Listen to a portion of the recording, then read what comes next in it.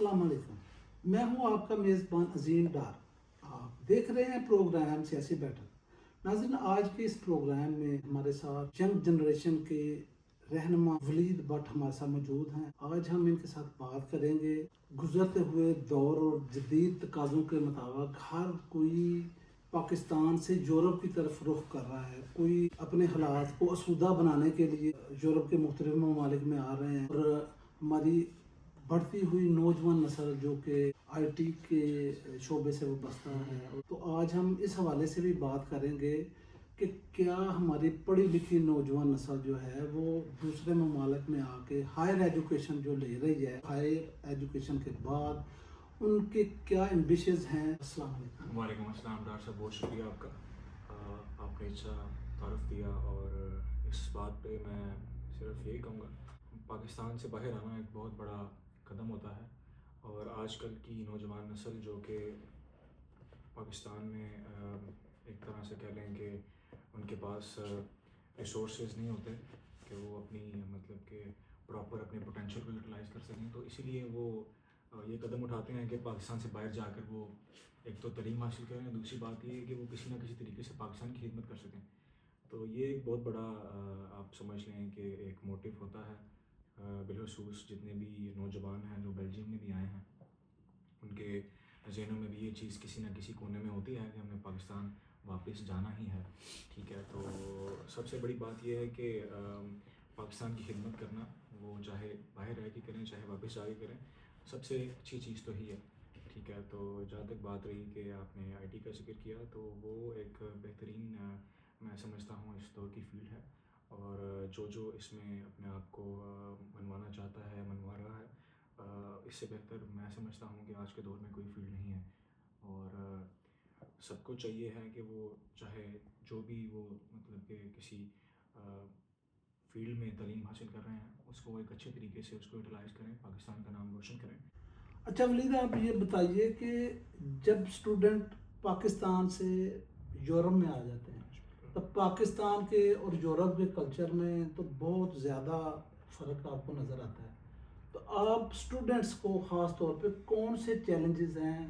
کہ جب آپ وہاں سے آتے ہیں، اب آپ کو گھر میں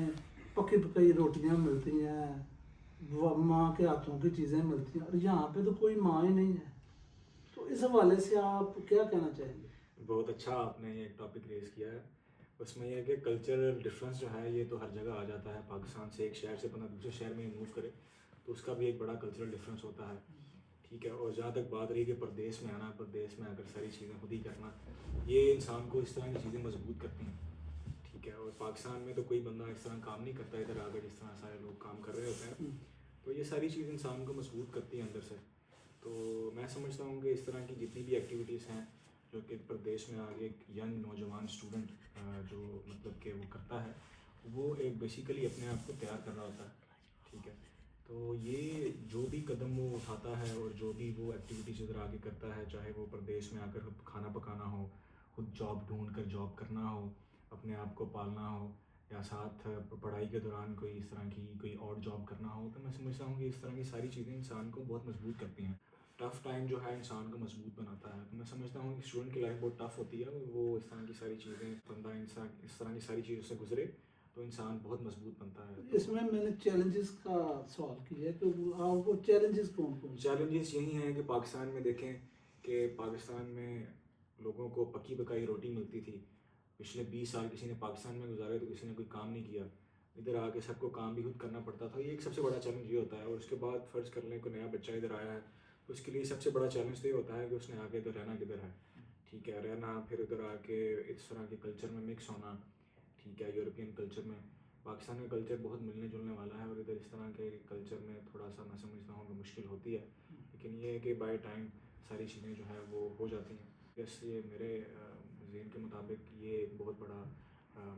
سمجھ لیں کہ ایک چینج ہوتا ہے کہ جو انسان کی لائف میں آتا ہے، ٹھیک ہے، نئے دوست بنانا، نئی ساری کمیونٹی میں بیٹھنا، اور ڈفرینٹ کلچر کے لوگوں کے ساتھ بات کرنا، اٹھنا بیٹھنا، ملنا جلنا، تو اس طرح کے کلچرل ڈفرینس تو آتے ہیں، لیکن یہ ہے کہ میرے خیال میں کہ ساری چیزیں انسان کو مضبوط ہی کر رہی ہوتی ہیں، تو سب سے بڑا چیلنج تو جی یہی ہے۔ تو آپ کیا سمجھتے ہیں کہ ہمیں جو نئے آنے والے اسٹوڈنٹس جی ہیں بالکل.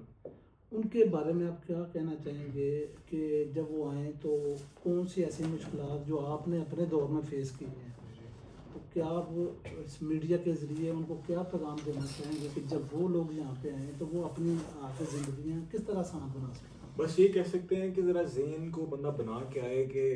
لائف اتنی آسان نہیں ہوتی، لیکن یہ ہے کہ مشکلات ہر جگہ پہ ہوتی ہیں. تو بندے کو بڑا مضبوط رہنا پڑتا ہے اپنے اندر سے، تو ذہن کو بڑا مضبوط رکھنا پڑتا ہے. ساری چیزیں خود ہی کرنی پڑتی ہیں، سارے معاملات خود ہی دیکھنے پڑتے ہیں. ادھر کوئی اس طرح کی چیز نہیں ہوتی کہ وہ کوئی آپ کو بیک اینڈ سے سپورٹ کر رہا ہے، یا رات کو آپ گھر کو جائیں گے تو وہ آپ کو پکی پکائی روٹی مل جائے گی. تو سارے فائنینس دیکھنا ٹھیک ہے، دوستوں کے ساتھ ٹائم دینا، پڑھائی کو ٹائم دینا، اپنی مطلب کہ مصروفیات کو مینیج کرنا، اور ادھر آ کے اپنی رہائش ڈھونڈنا، پھر سارے معاملات، ایک ڈسپلن لائف میں آنا، تو یہ سب سے بڑی مشکلات ہیں. اس کے لیے بندے کو پہلے دور پہ ذہنی تیار ہونا چاہیے پاکستان سے آنے سے پہلے. ناظرین، آپ کو آج کا یہ پروگرام کیسا لگا؟ ولید بٹ نے جو باتیں کی آپ کو کیسی لگی؟ اپنی رائے کا اظہار ضرور کیجیے گا. اسی کے ساتھ اپنے میزبان عظیم ڈار کو اجازت دیجیے. اللہ حافظ.